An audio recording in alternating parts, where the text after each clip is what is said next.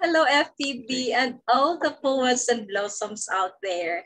And to all our viewers here in the Philippines and other countries worldwide, welcome to our blossoming show, the MEBS, the Mother Eagle Blossom Show. Our guest for tonight is a very respected person in the world of poetry, our very own Maestro Yesu Ben. How are you, Maestro? Yeah, I'm doing very good there, Helen. I do not know why you thought of giving me the name Maestro when I'm not really learned Nasanay in kasi terms of ako poetry. and I love calling you that name, Maestro. Okay. So hello to everybody out there. Um, Okay, so yeah, I'm so happy na natuloy talaga yeah. Tagal despite na of eh. our busy schedule. So, Mhm, mhm. ang tanong ko talaga, yun talaga ang gusto kong itanong. Why are you so good at poetry? And where does your flame factor come from? And when did it start? Okay. Okay. Good at poetry. Sa akin kasi, good is a subjective thing. So I guess it's a subjective thing. Ibig sabihin, it may be good to me, it may not be good to another person. So it may be lousy to another person. So nagkataon lang that you and me, we have the same standards siguro or the same points of view. So you think that I'm good at poetry. So what is good? It's only a subjective thing. So isa na Hinahangaan ka doon. sa lahat eh. Grabe talaga. Parang iba ang level mo kasi. How to be Ganon. you. Hindi ko na lang hahangarin. Well, you can buy, Ano, because ano, ano, anyway, ano, ano. whatever. Hindi, corny joke, corny joke. Okay, you mentioned something about flame factor. Flame factor. Uh, yeah, Parang ano kasi perhaps eh, you parang mean parang iba ang parang passion mo doon. Parang, uh, yeah, saan galing mhm. yung init mo, nag-aapoy na init sa paggawa ng poetry. You cannot be good kung hindi nag-aapoy ang kaloob-looban mo. All right. Okay. Yan. Well, perhaps ang ibig sabihin yung muse. Yeah, muse, Muse siguro. muse. Yeah, Some that's people true. call it the muse. That's right. Or the inspiration or what drives the person to write the thing that he wants to Yes. write, poetry or a book or whatever.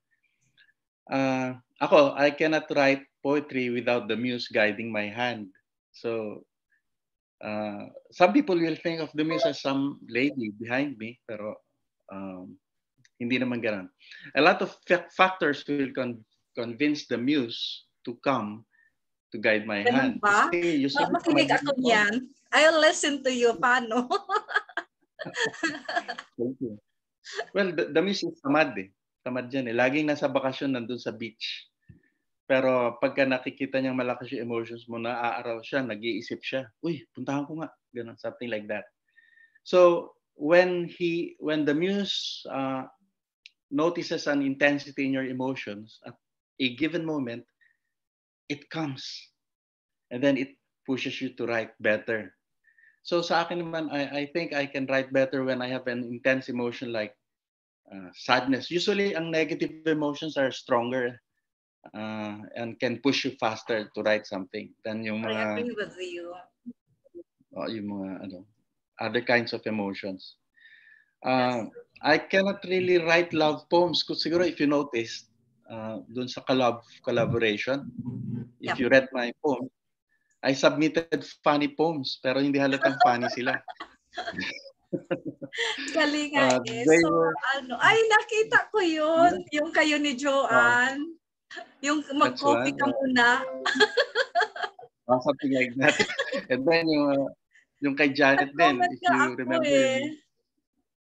it was disguised as sex. Pero actually, it's not a sex poem. Yung kay Janet, it was really about refilling the ink of your pen. So if you really read it Kaya, again. so ang galing. Nahangaan ko tong mga kabataan na to. Joanne, Janet, talagang nag-improve sobra si Janet eh. So ang galing na nila.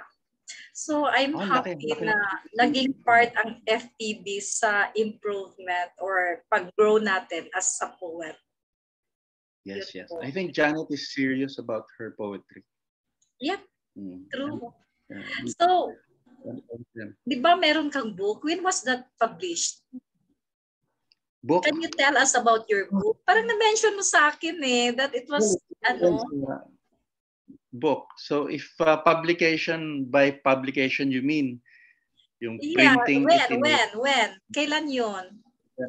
Having the ako kasi my first book, if you mean printing, and I had my pages printed in a mimeograph machine and distributed. I guess that will be in college, when I was still in college. Tagal na. So, veterano ka na talaga. Pero natuwa ako, Maestro, na nag-usap tayo na ganito. Kasi it's our very first video encounter sa interview pa. Opo. Matagal na natin plan ito, diba? Ang galing and I'm happy. We've been planning this for a long time and laging pangit yung signal or something like that. Yes, long time talaga. Siguro ilang attempt talaga. But then, at least, yun, na matutupad kung hindi sobrang planuhin. Yeah, that's true. That's true. So, Maestro, can you share with us your journey in writing? Yung, diba, college ka nag-start, then paano na punta dito, paano nag-develop yun? How was your journey? Parang ganito yun eh. When I was a child, I usually read comic books. Like yung Marvel. I love Marvel. Especially yung Mighty Thor nung araw. If you have read Mighty Thor nung araw, they were speaking in poetry. Mga thou, mga wordings. And wow, ang ganda naman ng kanilang pagsasalita. Hindi ordinary English. And I really fell in love with the way they spoke. Sina Thor, sina Odin, sina Balder, Loki, everybody there. So they were very poetic. Unlike syempre Iron Man, diba yung kay Iron Man? So it's not really poetic. So my favorite then was Mighty Thor. And another of my favorite characters was the Silver Surfer because the way he spoke also may pagka... I actually wrote a poem about him. Since your childhood. Yeah. Kaya nga, kung minsan hindi ko na, saan ba kinuha niya itong mga words na ito? Para ang dali-dali lang. Parang ilang minutes tapos na. Tapos, ang hirap naman ito. But, it's your gift. It's your talent. It's your skill. I had that when I was a child. Then it just disappeared kasi nobody really cared about poetry. We just barkadahan and work, things like that. And then I met some 25 years ago, John Casilag, if you have heard the name, senior partner of an engineering group that based in UP Diliman. Okay. And we became close. And he spoke metaphors. Wow. Si John, speaking in metaphors, galing ah. So doon, nag-start na naman na nagbuhay uli yun. So I started reading, let's say, sino to? Leaves of Grass, if you remember him. That's an American poet. Okay. So, and then I started writing some, pero pangit naman. So, anyway, in 2009, kasi late bloomer ako eh. Hindi yung ganun ah. Just late bloomer.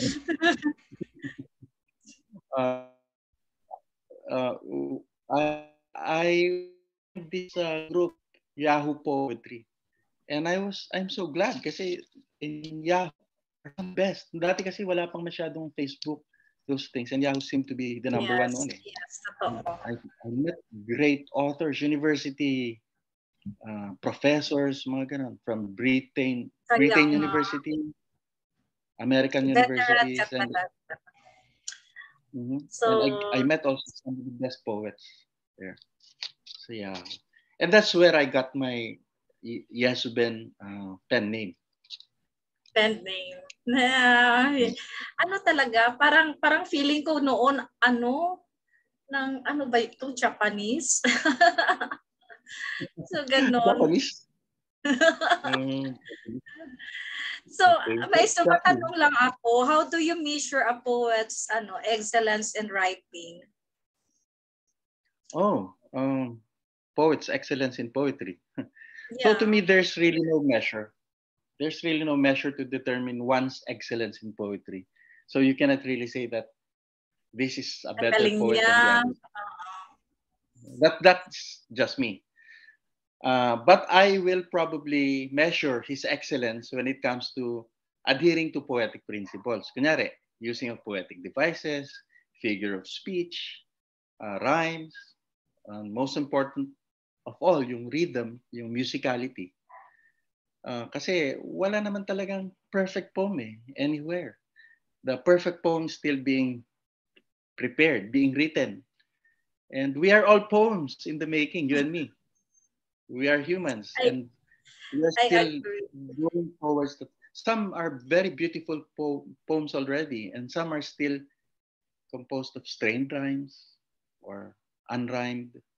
Marami, iba-ibang klase tayo. So we write different poems. But how can you judge a the work of a kid compared to the work of a man or a big person? Hindi tayo pwedeng ma-compare. So I think that people Depende. Like tend to. personalities, no, na hindi natin i-compare. Yung maganda sa iba, at saka hindi naman, tama ka, tama ka. So that's Kaya nga nice. sabi ko, Parang naisip ko na mm, you are, kumbaga, ikaw ang mag-weigh sa self mo if you are excellent in that field yeah, or well, other. if you're happy in writing the poem, then that should be enough, di ba? It's not about making a lot of, well, thumbs up, getting a lot of thumbs up or hearts dun sa poem mo. It's not, hindi yun ang goal ng isang poet eh. It's not about fame, it's not about making money out of your book, but creating happiness inside your heart that makes a real writer or a real poet.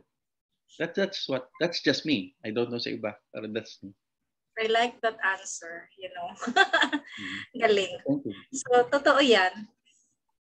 So, it Thank is you. clear that it is not measured on how many certificates a poet received that we can tell Mhm. or Mhm. call them excellent poets, di ba? Right, right, right. Yeah. Unfortunately, some of us do it that way. They measure it by Yes. certificate. Ganun kasi ang tao. They look at credentials. Graduate ka sa Lasal or Ateneo. So you're a Yes, better yes, yes. compared to the one who graduated in uh, Sip Ngat University or in something like that. Pero Totoo hindi mo yan. masasabi. Yeah. So, Maestro, you're an accountant, right? So, if I were not wrong, I'm right. But you have vast knowledge about the different genre of poetry. Where did you acquire that that knowledge? Knowledge. Well, um, on being an Nag-study ka ba? Nag-search ka ba by your own? Kasi alam mo marami kang alam na mga tinuturo mo as a mentor. mm, ganito yun eh. When you're interested in something, like when you're driving or riding a bus and you see a very beautiful flower by the roadside, you stop your car and drive to the shoulder and you step out and look at the flower and come closer to the flower, di ba? Or if you see a view, stand by the ridge and watch the view and feel the air, something like that. How do you get knowledge of that experience? By stepping out of what you usually do. So I'm an accountant, but what is my business? I'm in the engineering business. I know somebody who finished economics and he became a fashion model.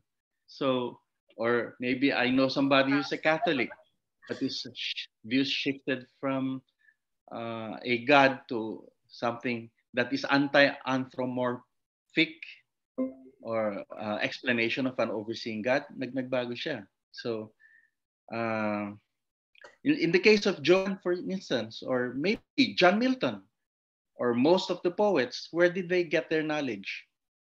I guess knowledge of poetry comes from experiencing life, yung pain, Yes. pleasures, miseries, challenges, yung hopeless and helpless moments, bad dreams, and of course, For me, the that's my victories as answer. yun ang From level that. my experience. Kasi hindi gumaganda yung sinusulat mo kung hindi mo talaga na-experience yung sinulat mo. That's true. That's true. I believe that. Yeah. Pangalapit ko yata sa buong mukha ko na yung screen.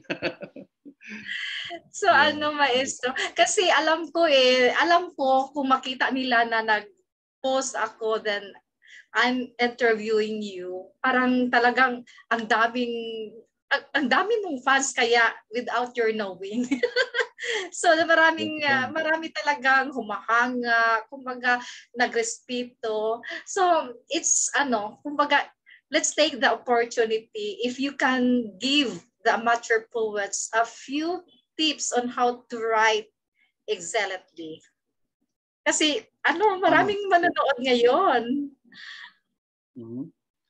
Well, as I said, we cannot really determine what an excellent poem is, but except we can determine what an excellence in adhering to the principles of poetry. Perhaps we can do that, or in English, perhaps we can say that he's excellent in English.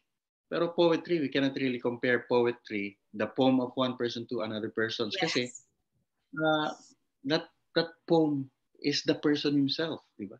Yes. So people seem to have forgotten that basic principle of poetry, that poetry is about the person himself. So why do we compare the poem itself? Yeah. Perhaps we can compare the English or how much metaphor was used, or maybe yung galing niya sa art ng pag rhyme or whatever.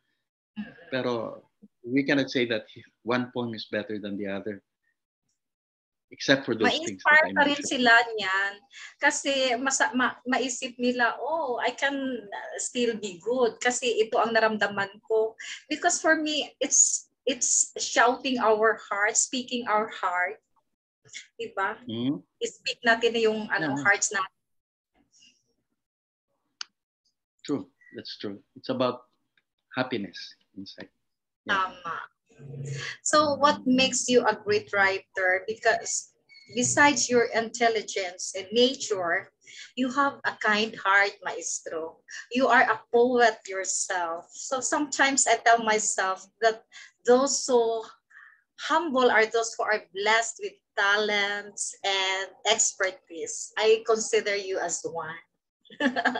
Galing mo. Thank you. So, yeah. Perhaps it's about the degree of happiness.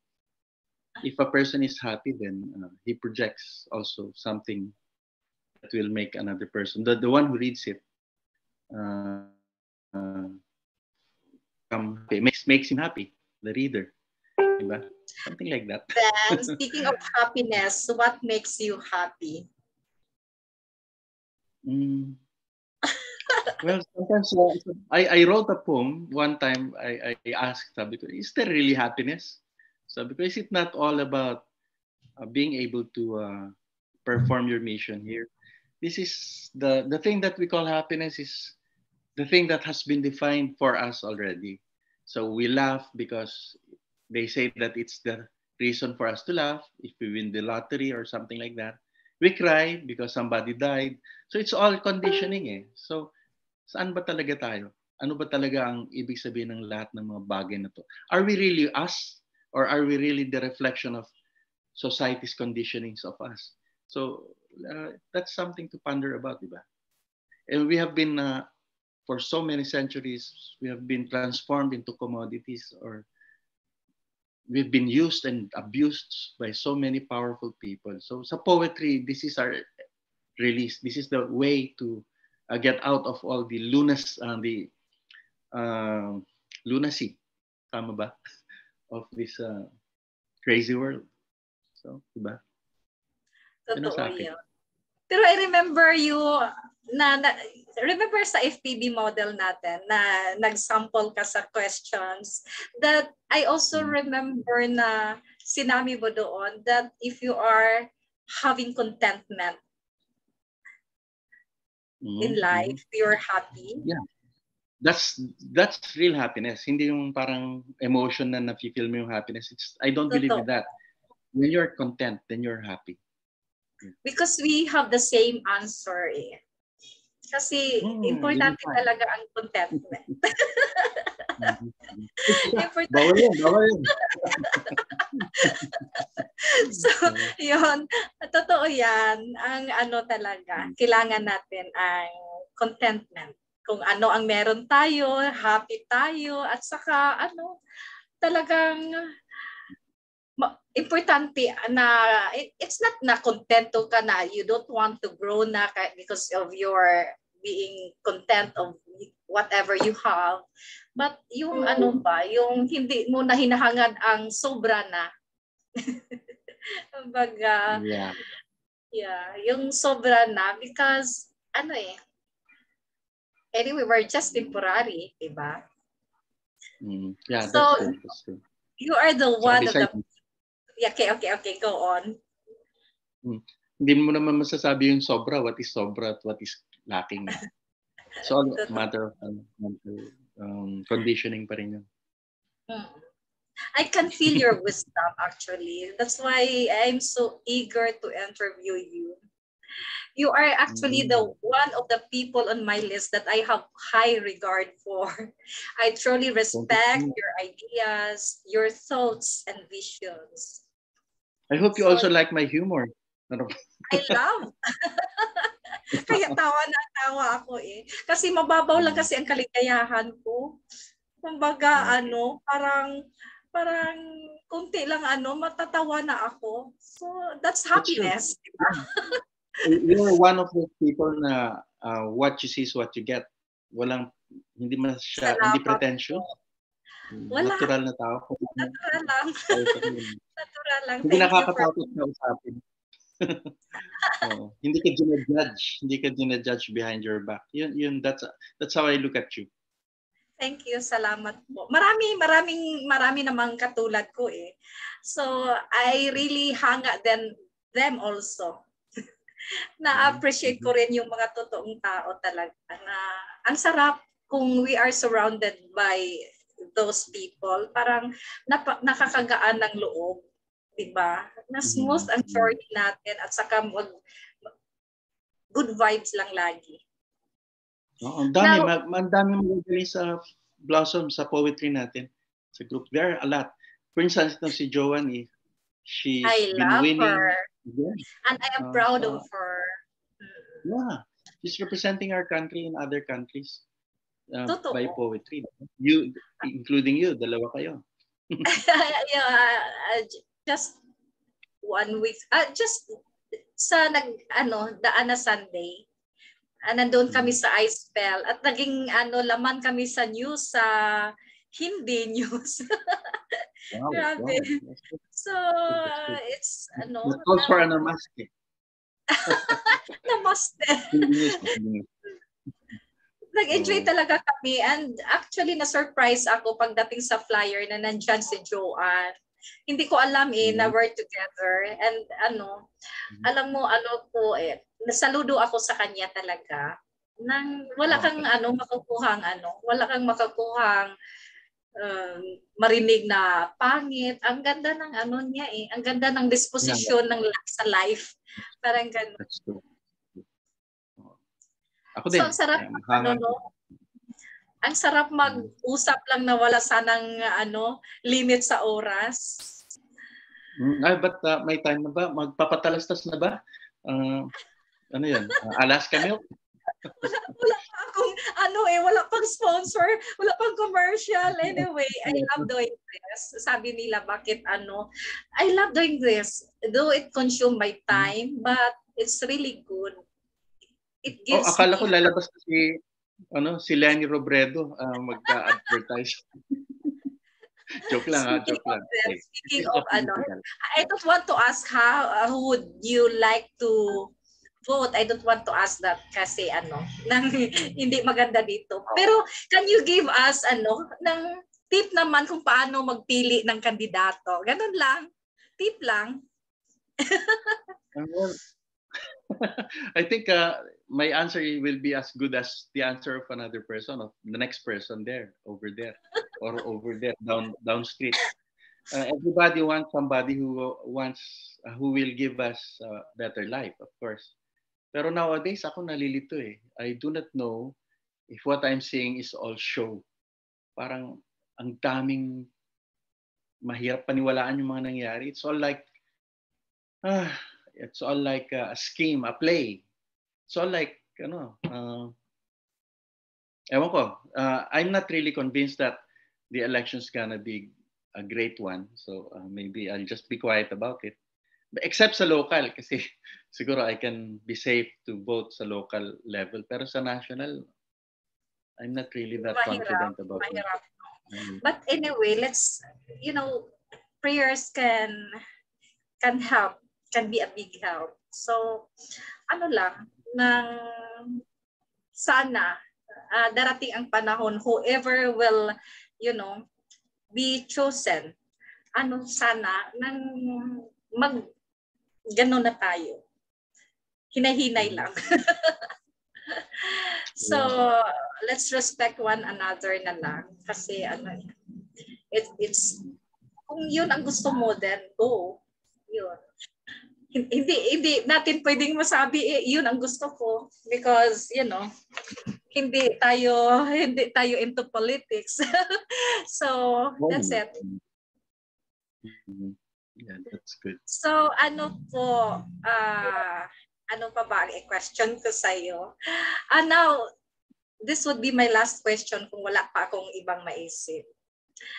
As one of the FPB administrators, and what is your message to all the members for our solidarity and unity of our group? I would be so interested in listening to your words kasi alam mo talaga. I know that you can contribute your idea or whatever it is.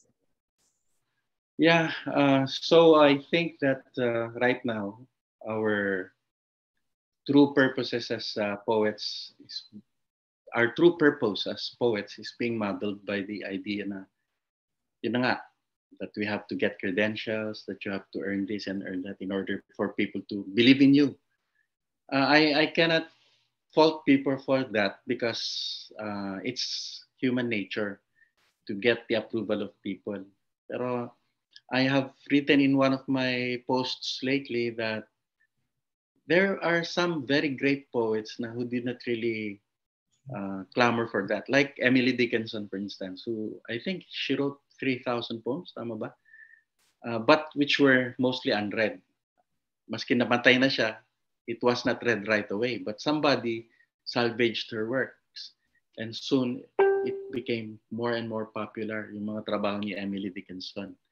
So we see a lot of work that are being celebrated posthumously. So these people are selfless. Yun ang nakikita ko. But when you clamor for something, when you write a poem just to get the approval of people, then that's not selflessness. To me, that's not selflessness. It's just like joining a contest na eh. And to me, that's shallow. I think it's the death of poetry already. So most people are doing that, unfortunately, even in our FPB. What we want to impart sana to our members is to finding the joy of poetry, not via some credentials or certificates, but finding the joy because it really is there when you write it down, di ba? that's what I really want to impart to people. Kasi I think tama si Ayo eh. Uh, some people tend to think that they're very good now already, so they stop reading anymore. They stop developing Natawa ako themselves. yung turn niya na to think that we are the god of literature. Parang ganun. Which, totoo naman eh. So, wrong ano ba? Mali, Wrong mali. view. Very high ang regard ko rin kay Ayo. She's the one who is Yes. really, meron siyang sinasabi talaga. Meron talaga si Ayo. I mean, there are other people there who of course, intelligent and ano po. Ano si Ayo? Sa akala ko nandiyan nga siya sa Cebu para magkita kami this weekend. I hope makapuwi na pala siya. Nandito nga siya pero hindi naman kami nakita. Maybe she was too busy because when I called and texted her, she was not able to answer. So siguro we just reschedule next time siguro. Yeah. I'd like to read a poem. Personality niya. Could I read a poem for this occasion? Yeah. I that is what I want to say after our yeah, please read as I will just tell you kasi gusto namin we're hunger of your ng mga linuluto diyan. yung poetry mo diyan. So reminds me kasi yung usapan natin maganda eh. It reminds me of the death of poetry. So, I wrote a poem before. I think I posted it sa FPB. Okay. The title is Carnation. Yeah, Carnation. Carnation. Yeah, which I wrote some 10 years ago. Ako mahilig akong magbasa ng mga old poems ko. Okay. So, this poem is about the death of poetry. Kasi actually, the original reason why this was written was because of the war between free verse and contemporary poetry. Some people are using free verse too freely. Like they would write an entire paragraph and then just cut it down into parts. Wala nang mga musicality, wala nang sense of rhythm, wala nang poetic devices, things like that. So, nakakalungkot naman. So, which the old contemporary form had offered, like those written by John Milton or Dylan Thomas, yung mga ganun na poems. Magaganda yun. So, but yes. After reading, please explain also what's that. Yes. Okay. Carnation by me. Or the title is On the Death of Poetry. And I used 3 lines fixed for rhymes. Okay. Carnation. A grassy walk, carnation-lined stone stairs. I climbed to see them murder my adored. For centuries I've paused to smell her hair and adulate a scent no queen has poured onto her palm. They fought for one mere whiff, one vision quick of her entrancing sway, and having learned her sweetness mirrored as if she lost her drift and earned their heartless bray. My garden's carnations have disappeared, the wondrous fragrances have lost their trails, and weeds of hatred overgrown have cleared the path of rhyming flowers crudely flailed, inducing age-old mother back to sleep, that her sweet rhymes be thrown into the heap. Okay, that's my poem. I can feel the emotion you put on that poem. So, can you tell us about that? It's mostly originally was written to describe the war between free verse and contemporary poetry. Contemporary poetry would use rhymes, alternating rhymes, meters, meterage, measures, yes. ganun ba. But people felt that to be suffocating. So they stopped studying that anymore. And kumbaga sa akin, it represented the whiff that came from the carnation. and they disregarded it already and forgot to give Carnation the proper, kumbaga, the proper adulation that they used to give it. So parang ganun. So I would say that what the Carnation represented has is starting to dwindle away and disappear, and people are just writing poems to express themselves in a way na wala dun yung art na eh. They just get the paragraph and divide it into lines, and that's very sad for me. But it's happening everywhere. It's happening. Nakakalungkot. Oo. Nawala na yung Kaya ano, no? yung art mismo. I'm not saying na don't write free verse. Kasi free verse is actually more difficult because you have to maintain the musicality without the help of rhymes and measures. Mahirap actually isulat ang free verse. But people think that just because they write without rhyming, that's free verse. No, they're wrong. I have a book on free verse and it's really not easy to learn. Ganun Mas mahirap ba? pa nga ang free verse eh. Mas mahirap ang free verse kaysa sa contemporary poetry na to. Talaga? Talaga. Kailangan natin yan talaga, i-preserve yung contemporary, di ba, rin? Kasi dapat hindi yan mawala eh. Nandiyan pa ang art. So can you add more, Kwam? Okay, let me, I was fascinated by dragons and knights and swords, things like that, long time ago when I was a kid. And kaya nga I was reading Thor. And so I came across this poem, Jabberwocky. I don't know if you heard of Jabberwocky. Na-post mo ba yan? Hindi pa yata. Hindi pa. Okay. But this was read by Benedict Cumberbatch. Maganda rin yung style niya sa pag-read ng poem na to. And there are other great artists who recited this poem. Anyway, Jabberwocky by Lewis Carroll.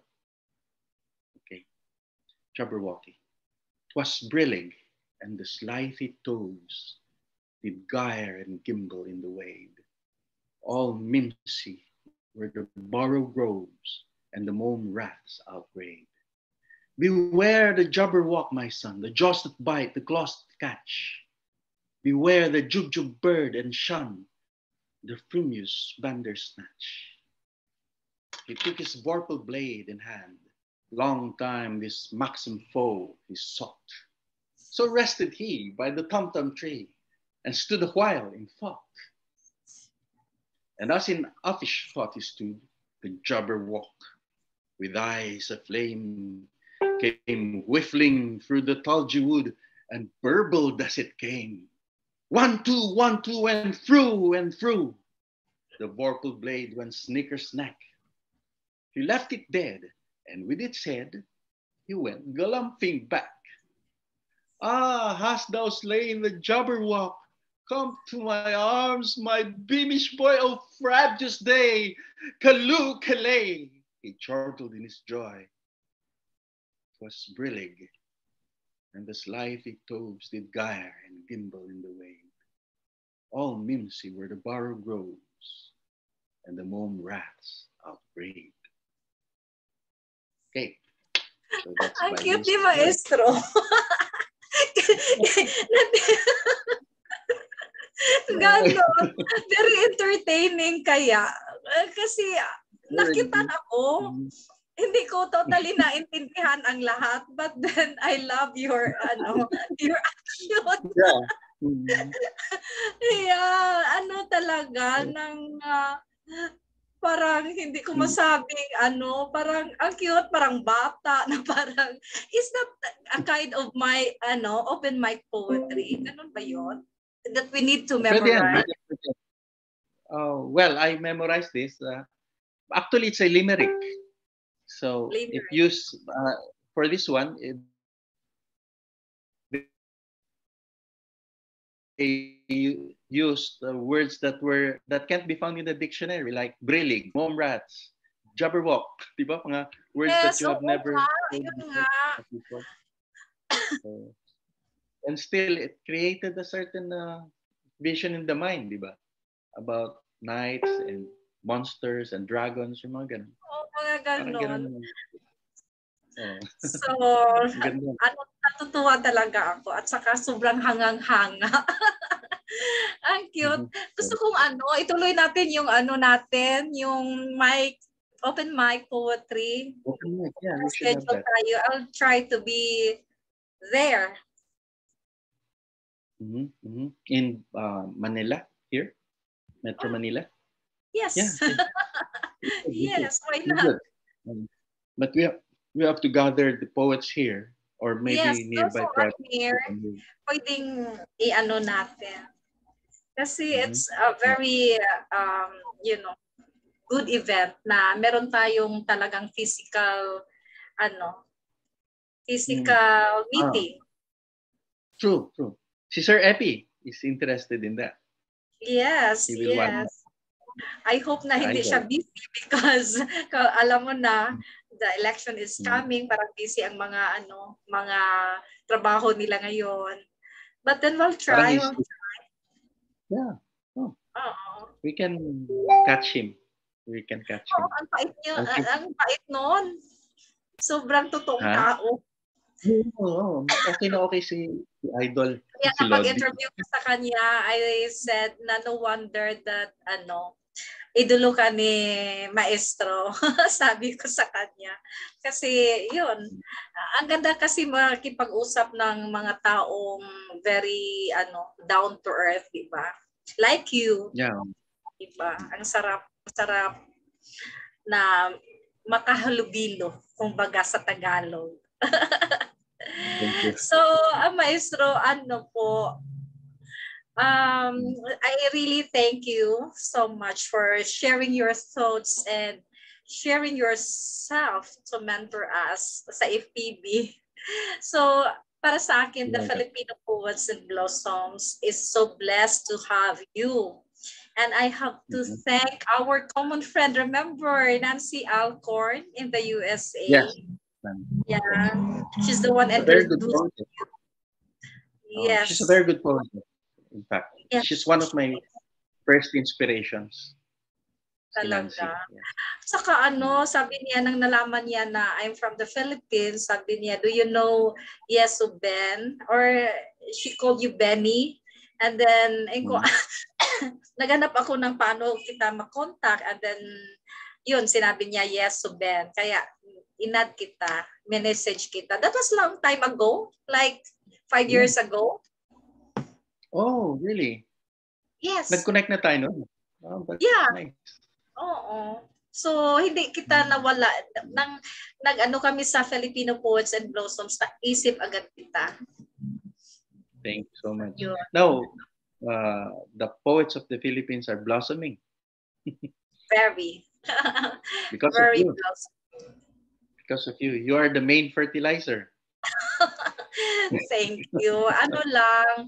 Medyo mahirap pala na to handle this kind of group. Pero I don't have any ingredients siguro to make these things possible except then to humble myself.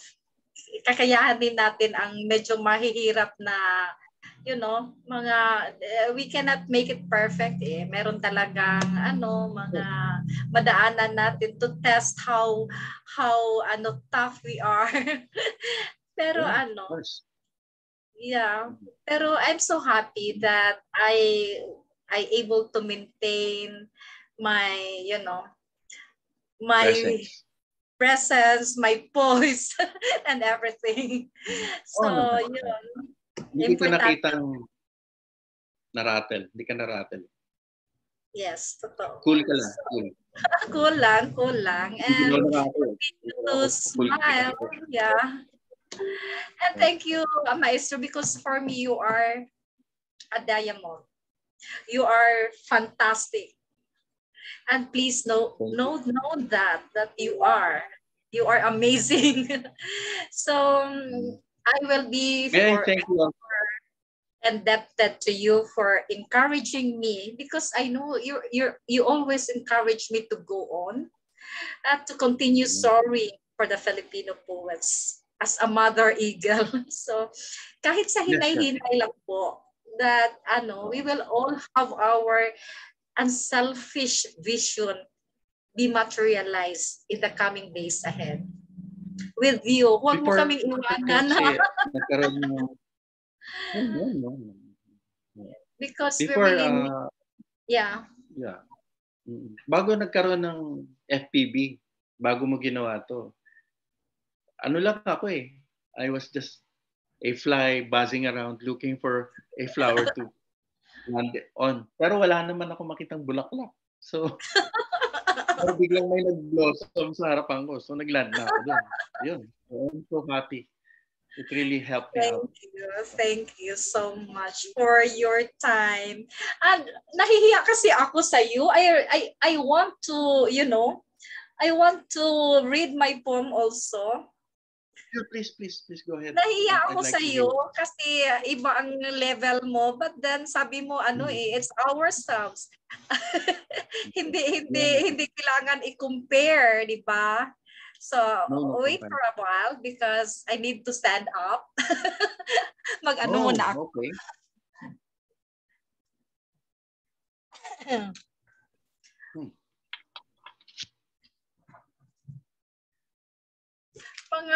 Okay. Mga maliliit lang na very easy to understand. Alam mo naman yung kaya ko lang. I love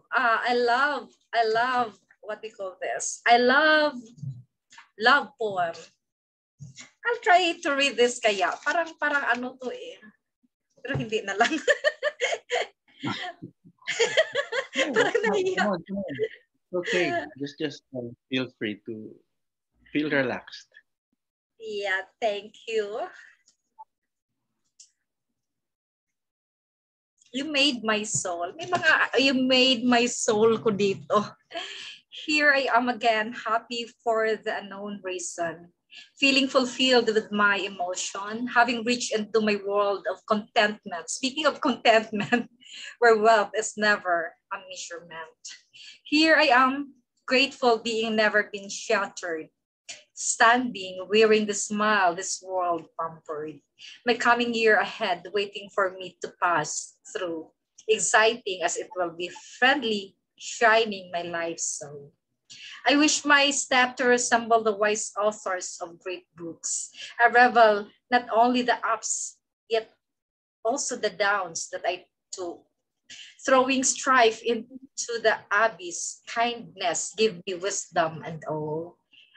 You are a perfect spice. I splattered into my heart. You made my soul. Wow. So mga ganun lang yung makakaya ko. But then Nilalang ko lang. International poet itong kausap kong to. Nilalang lang yan. Ano ba to? May mga why I love you so ko dito. Sige, I'll try to read. Nakalimutan ko na tong mga point kung saan ba galing to.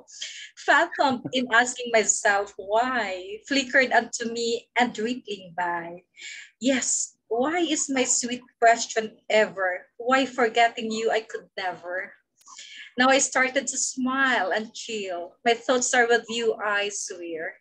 Touch your face, smell your scent, a lovely dream I cutely imagined. But why, amid my lush thought, I want to cry as we suffer both, trying to hide this gnarled pain, pretends we're all right, yet vain. Unwanted situations where we are victims, hearts bleed, both love is sublime. Now my tears welled in my eyes, my yearning heart silently cries.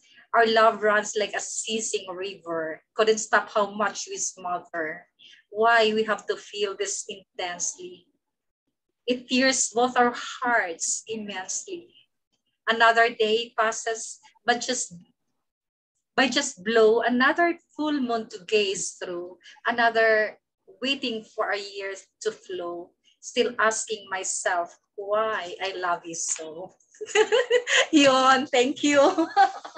mga cute na mga cute na mga love poems na kung minsan makakilig, makachill, ganon. You know, it will rejuvenate us that we cannot feel But our age. you are a representative of our country to those poetic groups outside. So, magaganda yung mga rights mo. Thank you. Thank you. That's me expressing myself. My poem is myself. So, Tama. that's it. Ano lang, just expressing ourselves, then be ourselves. Yun lang po siguro ang yun lang po talaga. And then filled our hearts with contentment, with happiness. And for sure, we can move on. We can go on. Continually soaring high to the highest skies until such dreams of ours, will all come true. Ganun talaga ang mga iniisip. Parang sometimes poets, are also full. So, yeah. So, Maestro, thank you so much for your time. My great pleasure to have you. Sana mahaba pa ang oras because we can talk a lot of things. Kasi kung magtawagan tayo, we're limited eh. Para bang, dali lang kay magdadrive pa ako or what. So, ganito. And it's good that maraming makarinig sa atin. Not only the Philippines, but throughout the world. And they can understand. And you are, contributing a lot sa thoughts mo about poetry. And ang sarap. It's very good to digest your words. Thank you so much. I hope you don't get indigestion. Yeah, thank you so much. So, bye, Maestro. Thank you so much. Good night. And thank you also. Yeah, coming ahead. God bless you. God bless you. You too. Thank you. Bye-bye.